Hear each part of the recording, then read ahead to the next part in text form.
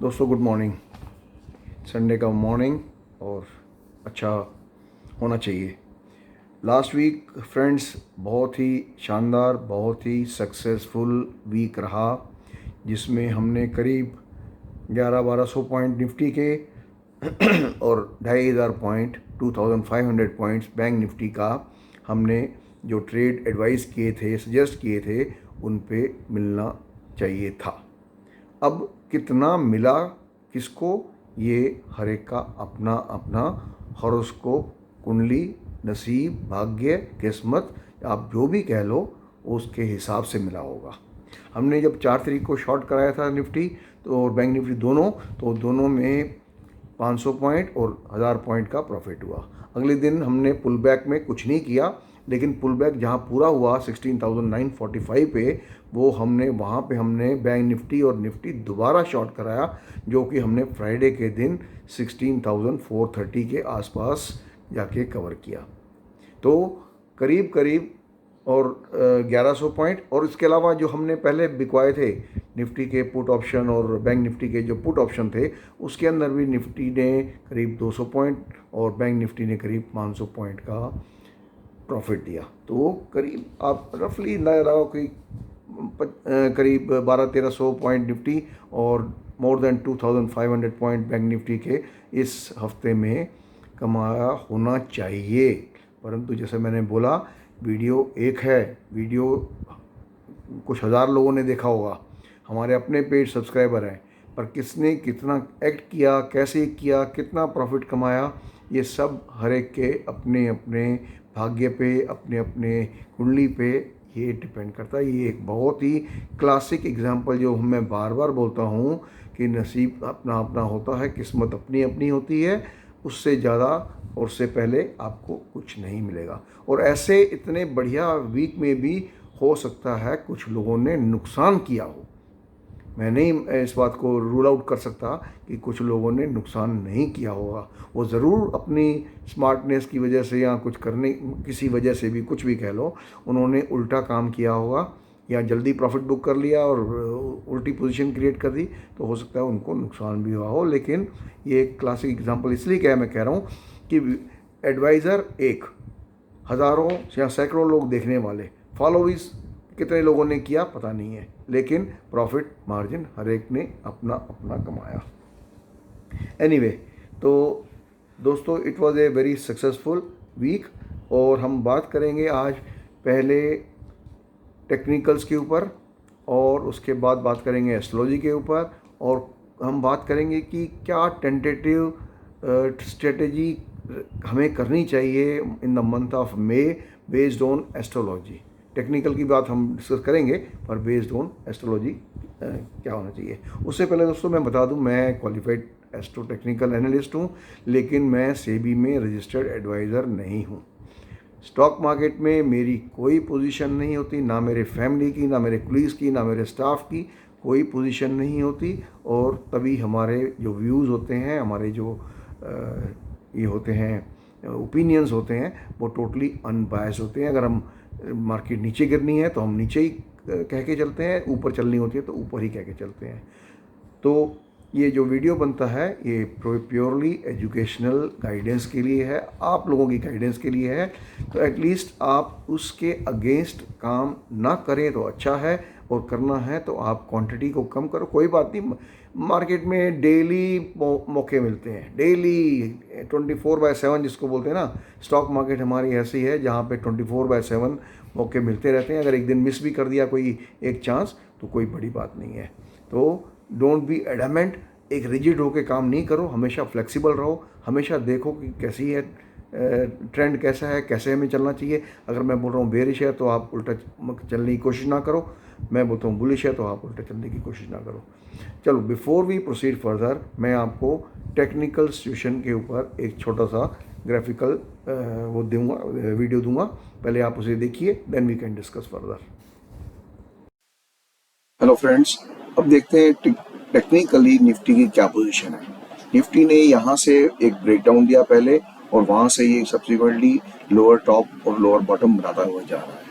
कुछ दिन पहले जब यूक्रेन वॉर यूक्रेन रशिया की जो वार पीक पे थी और अमेरिका के अंदर टेपरिंग की बात चल रही थी, इंटरेस्ट रेट हाइक करने की बात चल रही थी। तो ये काफ़ी सारा जो है, काफ़ी सारे दिन 10-12 दिन जो है, ये निफ्टी एक कन्फाइंड रेंज में रहा और बहुत ही शार्प आपने देखा होगा स्विंग्स हो रहे थे, 200-300 पॉइंट ऊपर नीचे, 200-300 पॉइंट ऊपर नीचे।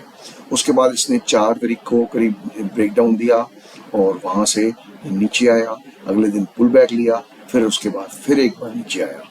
अगर थोड़ा डिटेल में देखें तो निफ्टी ने यहाँ पर एक गैप छोड़ा है और यहाँ पे ये रेजिस्टेंस अगर ये क्रॉस कर गया तो ये कोशिश करेगा कि इसको गैप को कवर करने की 16,650 का, और नेक्स्ट रेजिस्टेंस जो आएगा वो आएगा 16,950 के ऊपर। अब ये एक्सट्रीम शॉर्ट टर्म चार्ट्स की बात है जो हम नॉर्मली स्विंग ट्रेडिंग के लिए यूज करते हैं। अब हम देखते हैं कि वीकली और डेली चार्ट के अंदर क्या पोजीशन है। आइए देखते हैं। ये देखिए, ये इसका डेली का चार्ट है। ये 18,604 जो इसने अक्टूबर के अंदर बनाया था, उसके बाद ये 16,400 गया, वापस गया ये 18,200 300 के आसपास गया और ये नीचे आया वापस 15,671 पे, जब इसने 6 या 7 मार्च को इसने इतना ये लो बनाया था। उसके बाद वहां से एक वर्टिकल राइज आया था जो 18,100 तक गया, करीब 2300-2400 पॉइंट की राइज आई थी और वहां से ये करेक्टिव डिक्लाइन ले रहा है। यहाँ पे इसके बीच में इसने एक ब्रेकडाउन दिया इस पैटर्न से, पेरेंट पैटर्न है ये, और यहाँ से जो ब्रेकडाउन दिया है इसका टारगेट ऑलमोस्ट अचीव है, या फर्दर हो सकता है करीब 16,200 और 300 के बीच में चला जाए। लेकिन एक चीज अगर आप नोट करो, बड़ी जो इंटरेस्टिंग लग रही है, वो है formation of inverse head and shoulder pattern. अगर ये देख लाइनों को मिलाएं तो ये नेक लाइन बन गई इसकी, पहला ये शोल्डर बन गया, ये हेड बन गया, और ये अगर इस लेवल से नीचे नहीं आया तो ये एक सेकंड राइट हैंड साइड का जो शोल्डर है वो बन जाएगा। हालांकि इसको ऊपर चढ़ने में काफी सारी हर्डल्स आएंगे, लेकिन प्रिलिमिनरी ऐसा लग रहा है कि क्योंकि ऑलरेडी जो डाउन ट्रेंड है वो अक्टूबर से चल रहा है और मई हो गई है, करीब 8 महीने हो चुके हैं, तो कहीं ना कहीं इंटरमीडिएट अप ट्रेंड की तैयारी हो सकती है जो कुछ हफ्ते और कुछ महीने रहेगा। अब ये हर्डल सब क्रॉस करने के बाद अगर 18,100 से ऊपर बुलिश ब्रेकआउट देता है निफ्टी, तो इसका मिनिमम टारगेट होगा 20,400 से 20,500, 20,400 से 20,500, जो कि यहाँ से अभी भी करीब 4,000 पॉइंट ऊपर है, सॉरी 6,000 पॉइंट ऊपर है। 16,400 से 20,000 4,000 पॉइंट ऊपर है।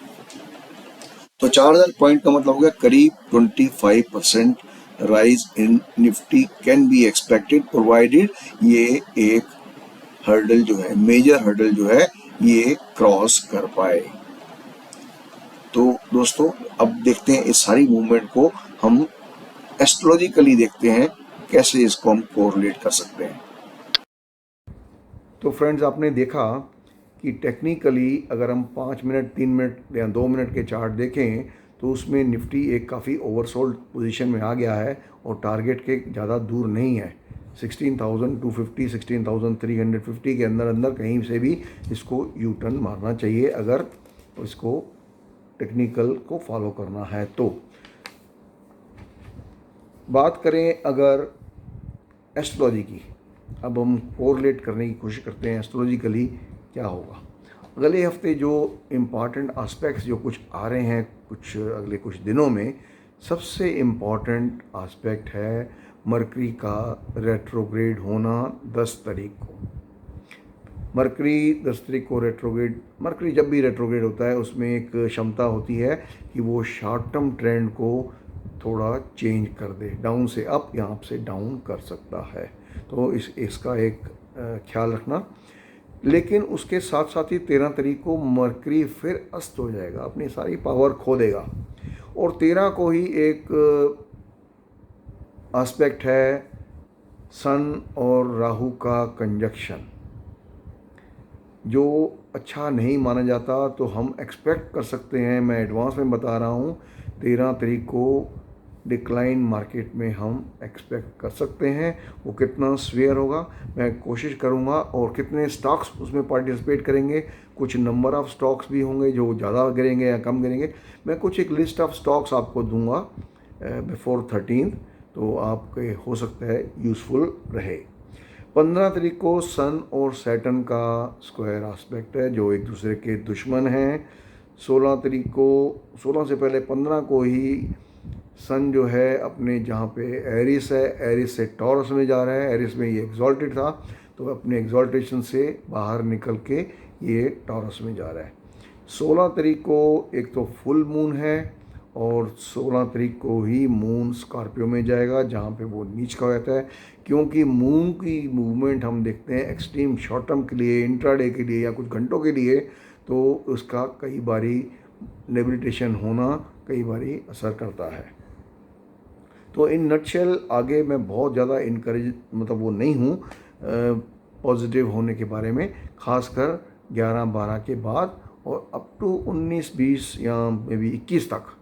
मतलब आप ले लो 11 मई प्लस माइनस एक दिन, और वहाँ से 21 मई प्लस माइनस एक दिन मार्केट में ट्रेंड मेरे को डाउन लग रहा है। This is astrologically. तो प्लीज़ जो लोग एस्ट्रोलॉजी में विश्वास रखते हैं, जो पास्ट के हमारे वीडियो देखते हैं, अगर उनको लगता है तो प्लीज़ इस बात को ध्यान में रखेगा। 11th प्लस माइनस 1 डे और उधर 21st प्लस माइनस 1 डे में ओवरऑल ट्रेंड डाउन लग रहा है, जिसमें काफ़ी सारे स्टॉक्स और सेक्टर पार्टिसिपेट करेंगे। अब मैंने एक बार ही कहा था कि मैं आपको कुछ स्टॉक्स के नाम बताऊंगा जो मुझे 3-4 हफ्ते के लिए बेरिश लग रहे हैं। जो 2 तारीख को मैंने डेट दी थी कि कुछ स्टॉक 2 तारीख से गिरने शुरू हो जाएंगे और कुछ स्टॉक 9 तारीख के बाद गिरना शुरू हो जाएंगे। तो आपने देखा होगा 2 तारीख के बाद कितने स्टॉक्स गिरे हैं, और हमारी जो लिस्ट में थे हम दे भी नहीं पाए। इनफैक्ट पेड सब्सक्राइबर कर तो हमने लाइव कॉस्ट में दे दिया, लेकिन वीडियो के अंदर मैं कवर ही नहीं कर पाया। उसमें अपोलो हॉस्पिटल था, टाइटन था, रिलायंस था, बहुत सारे स्टॉक्स थे जो 2 तारीख के बाद गिरने की उम्मीद थी, पर somehow I don't know I missed और व्हाट हैपेंड। एनीवे, जो मिस हो गया तो वो छोड़ो, अब बात करते हैं फ्यूचर की। अभी फ़िलहाल फॉर द टाइम बीइंग जो सेक्टर मेरे को वीक लग रहे हैं, cement, steel, auto and housing finance, ये सेक्टर मेरे को जून के फर्स्ट वीक तक इन टोटलिटी वीक लग रहे हैं। इन टोटलिटी का मतलब अगर हाउसिंग फाइनेंस सेक्टर में 5 प्लेयर हैं तो हो सकता है एक प्लेयर उल्टा चल पड़े, वो बात दूसरी है। जैसे ऑटो में बहुत सारे स्टॉक्स होंगे, right from Mahindra, Bajaj auto, hero Honda, सब हम उसमें ऑटो में मानते हैं। तो हो सकता है, जब मैं कह रहा हूँ ऑटो सेक्टर मुझे वीक लग रहा है up to first week of June, तो हो सकता है एक आध शेयर जो है उल्टे भी चल पड़े। वो हम पेड सब्सक्राइबर को अपने ड्यूरिंग मार्केट आवर्स बता देते हैं कि किस में ट्रेड करना है, किस में नहीं करना।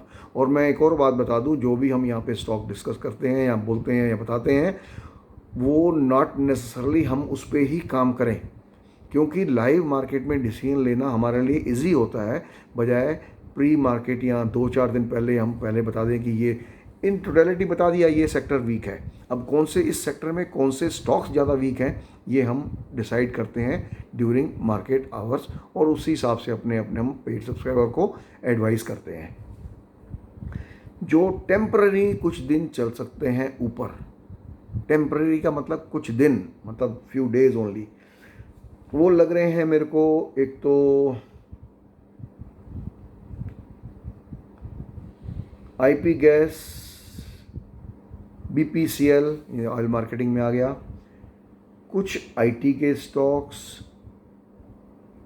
अदरवाइज 9 तारीख 10 तारीख के बाद बहुत सारे स्टॉक्स जो हैं वो अभी भी वीक हैं। ये जो रिकवरी आएगी 2-3 दिन की, जो भी रिकवरी आती है, इसमें जो स्टॉक वीक लग रहे हैं मेरे को, जो पोजिशनली भी वीक लग रहे हैं, ACC, Adani, Ambuja cement, Apollo tyres, Chola finance, Divi's lab, Havells, Jindal steel, then Tata motors, Tata power, Tata steel, Voltas. अब इनमें से हमने जो 2 तारीख को जो हमने जो शॉर्ट करवाए थे, उसमें था एसीसी, अंबुजा सीमेंट था, उसमें हैवेल्स था, वोल्टास था, जिंदल स्टील था और टाटा मोटर्स था। ये कुछ स्टॉक्स, वोल्टास भी था, यस, वोल्टास ने काफ़ी अच्छा प्रॉफिट दिया, हैवेल्स ने भी प्रॉफिट अच्छा दिया है, टाटा मोटर्स ने भी अच्छा प्रॉफिट दिया है। एसीसी और अंबुजा सीमेंट इतने नहीं गिरे, अंबुजा सीमेंट ज़्यादा गिरा है, एसीसी इतना नहीं गिरा जितना हम उम्मीद कर रहे थे, पर वो भी गिरेगा, ये मैटर ऑफ टाइम है, वो भी गिरेगा। तो ये स्टॉक्स जो हैं, ये वो स्टॉक्स हैं जो अगले 3-4 हफ्ते के लिए भी हमको वीक लग रहे हैं।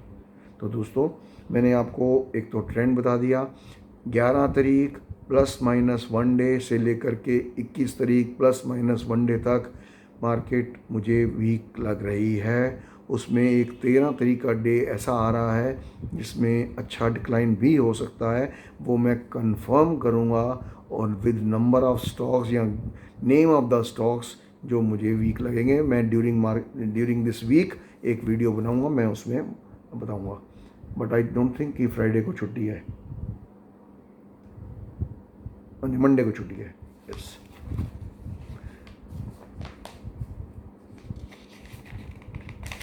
तो यस, वी वर डिस्कसिंग। अब टेक्निकली जैसे मैंने आपको बताया, उसमें आपने देखा होगा चार्ट के अंदर एक inverse head and shoulder pattern की एक फॉर्मेशन बन रही है। मैं नहीं बोलता कि बन गई है, बन रही है, जिसमें लेफ़्ट का शोल्डर पूरा हो चुका है, हेड पूरा हो चुका है 15,000 जो 15,671 पे जो 6 या 7 मार्च को बना था, और लेफ़्ट का जो शोल्डर था वो 16,400 पे था, और अभी 16,000 कल जो टच किया ऐसे 300 कुछ, ये एक शोल्डर का ही एक पार्ट समझो। अगर इससे नीचे नहीं गया वापस, 15,670 से नीचे नहीं गया, इसके बीच में कहीं रुक के उसने ऊपर चलना शुरू किया, तो we will think more positively towards that pattern, जो कि एक बुलिश पैटर्न है। और 8-9 महीने के गिरावट के बाद अक्टूबर में जो इसने 18,604 का टॉप बनाया था, और अभी जो 15,671 का बनाया, उसके बाद ये पहला दफ़ा ऐसा होगा कि हम सोच सकते हैं कि इंटरमीडिएट ट्रेंड जो है वो नीचे से ऊपर की तरफ जा रहा है। तो दोस्तों, this was our weekly video. तो आई होप, मैं चाहता हूँ कि आप प्रॉफिट कमाएं। मैं इसलिए आपको बहुत सारे स्टॉक्स यहाँ डिस्कस करता हूँ, बताता हूँ। अब ये जैसे मैंने पहले बोला कि जब तक आप कुंडली नहीं चेक कराओगे, अगर आपके भाग्य में नहीं लिखा तो आप कुछ नहीं कर सकते। कुंडली चेक करना ज़रूरी है, और ट्रेडिंग के कुछ रूल्स जो मैंने कहा था कि never trade without stop loss, come what may. Stop loss एक integral part of your trading होना चाहिए। जहाँ फैसिलिटी नहीं है स्टॉप लॉस लगाने की, तो इमीडिएटली आपको एक मेंटल स्टॉप लॉस लगाना चाहिए। और पोजीशन अगर आगे लार्ज है, जिसमें कुछ भी हो सकता है, then you must hedge your positions with call option, put option, जैसे भी आपकी पोजीशन है उसके अगेंस्ट में करके, ताकि अगर आपको लॉस भी हो तो बड़ा लिमिटेड हो, एट ए वेरी, आप उसका प्राइस पे करोगे लेकिन कंपैरेटिवली कम पे करोगे। तो स्टॉप लॉस लगाना ज़रूरी है, पार्ट प्रॉफिट बुक करना ज़रूरी है, कुंडली दिखाना ज़रूरी है, ये सब चीज़ें बहुत इंपॉर्टेंट है, प्लीज़ कीप इन माइंड। तो दोस्तों, this was the end of this week's video. तो have a nice week. Next week also indication मैंने आपको दे दी है कि बहुत ज़्यादा मैं इनकरेजिंग नहीं हूँ। 2-3 दिन की राइज आएगी, उस राइज में मैं I will prefer to go short for next 10 days। Okay, bye.